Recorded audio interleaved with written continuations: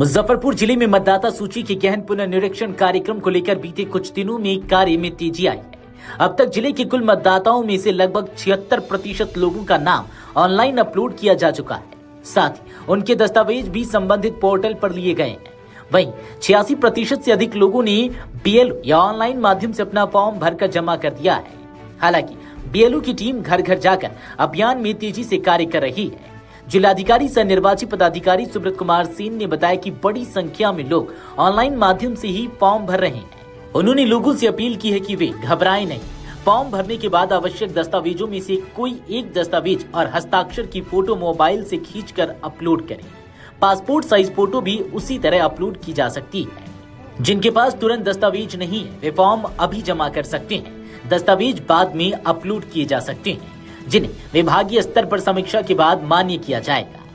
2003 के पूर्व के मतदाताओं के लिए दस्तावेज देना आवश्यक नहीं है। ऐसे लोगों को सिर्फ वोटर आईडी नंबर और पहचान की पुष्टि करनी होगी।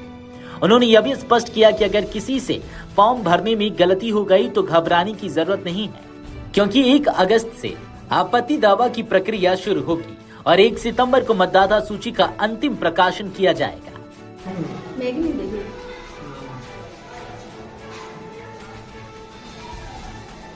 और इनकी पत्नी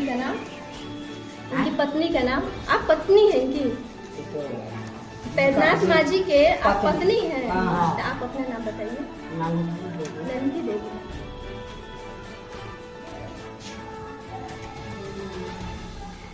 और मोबाइल नंबर क्या लिखते हैं? से इसमें काम हो रहा है और सभी प्रखंडों में, सभी विधानसभा क्षेत्रों में हम लोग बीएलओ सुपरवाइज़र, एईआरओ, वॉलंटियर्स बहुत सारा हम लोगों ने लगाया है। तो अभी जो थोड़ी देर पहले की रिपोर्ट है, लगभग 76% वोटर्स का, 34 लाख से ज़्यादा वोटर हैं इस ज़िले में, इसमें से 76% वोटर्स का हम लोगों ने डॉक्यूमेंट लेकर के अपलोड कर लिया है और 85% से ज़्यादा लोगों ने जो है डॉक्यूमेंट अपना जमा कर दिया है। कुछ लोग ऑनलाइन भी कर रहे हैं, तो उसकी भी अपलोडिंग का कार्य हम लोग तेज़ी से कर रहे हैं। इसमें लोगों से मेरी अपील है कि बहुत साधारण तरीका है, क्यूआर कोड से संबंधित जो विज्ञापन है उसको आज विभिन्न समाचार पत्रों में प्रकाशित भी किया गया। हम लोगों ने अपनी वेबसाइट के माध्यम से और जो विभिन्न प्रचार प्रसार के तरीके होते हैं उनका उपयोग करते हुए हम लोगों को ये भी बता रहे हैं कि आप ऑनलाइन भी अप्लाई कर सकते हैं। बहुत आसान है कि आप सिग्नेचर किसी भी कागज़ पर कर लीजिए तो और उसकी फ़ोटो खींच करके आप उसको अपलोड कर दीजिए। अपनी जो फ़ोटो आपकी कोई भी सॉफ्ट कॉपी अपने मोबाइल पर है वो अपलोड हो जाएगी। 2003 की मतदाता सूची में आपका नाम है तो आपको कोई और डॉक्यूमेंट डालने की ज़रूरत नहीं है।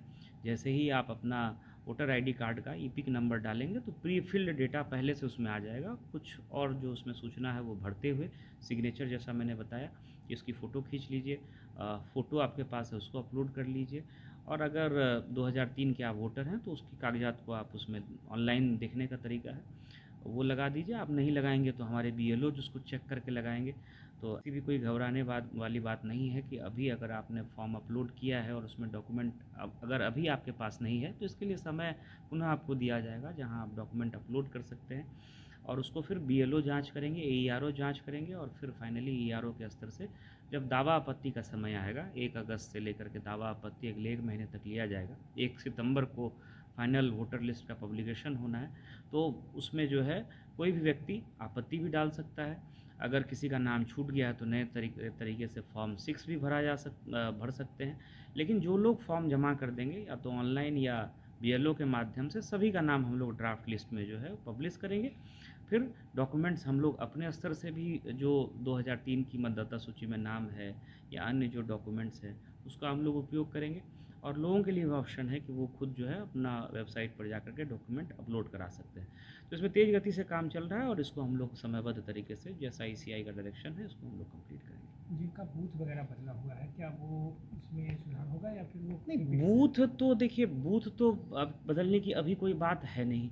और अभी जो हम लोगों ने जो मीटिंग की पॉलिटिकल पार्टीज़ के साथ बूथ के रेशनलाइजेशन को लेकर के 1200 से ज़्यादा वोटर्स अगर कहीं भी हैं तो बूथों की संख्या बढ़ी भी है। 700 से ज़्यादा बूथ की संख्या बढ़ी है। पहले से 3481 बूथ थे और 700 कुछ और बूथ, एग्जैक्ट संख्या भी ध्यान नहीं है, उतनी संख्या और बूथों की जो अप्रूवल के लिए ईसीआई में गया हुआ है। तो बूथ में किसी तरह का कोई चेंज नहीं है। बूथ पहले जिस बूथ पे नाम था आपका उसी बूथ पर रहेगा और कहीं कोई लोकेशन चेंज नहीं है। बूथ अगर हम लोग जो एक्स्ट्रा बूथ भी बना रहे हैं तो उसी बिल्डिंग के नए कमरे में हम लोग जो है बूथ बना रहे हैं, तो बूथ की लोकेशन चेंज नहीं होगी। अगर कोई स्पेसिफिक शिकायत आती है, किसी को कुछ जानकारी चाहिए, कुछ पूछना है, तो 1950 हमारा टोल फ्री नंबर है जो सुबह से शाम तक काम करता है। आप उस पर कॉल करेंगे तो आपको सूचना जो है, जो भी जानकारी है वो दे दी जाएगी। तो इसका भी लोग लाभ उठाएं अगर किसी तरह का कोई कन्फ्यूज़न है।